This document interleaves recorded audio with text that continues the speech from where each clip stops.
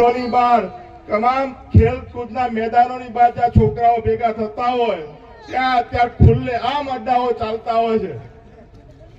ક્યાંક કડકડતી નોટની અંદર 100 રૂપિયાની કે 200 રૂપિયાની નોટમાં આ સ્માઇક જેવું કંઈક ભરીને એને સટ્ટા મારતા હોય તો નશો આવે. ક્યાંક ઇન્જેક્શનો લે તો તમે ઉભા થઈ શકો. આવી જે ડ્રગિસ્ટ આખી પેઢી નવી ઊભી કરી છે એના વિરોધમાં આપણે સૌએ જાગૃત થઈને લડવું પડશે.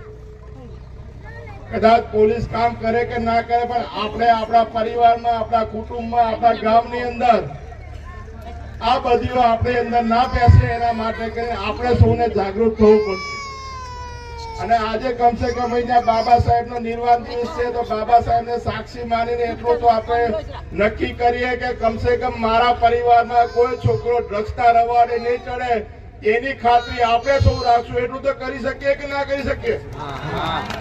આજે બાબા સાહેબના નિર્વાણ દિવસે આપણે નક્કી કરીએ કે આ વિસ્તારમાં ક્યાંય પણ ખોટું થતું હોય, કોઈ પણ ડ્રગ્સ વેચતો હોય, દારૂ વેચતો હોય કે ચરસ વેચતો હોય કે દવા વેચતા હોય ધ્યાનમાં આવશે તો કોંગ્રેસ પાર્ટીએ એક હેલ્પલાઇન નંબર નાખ્યો છે.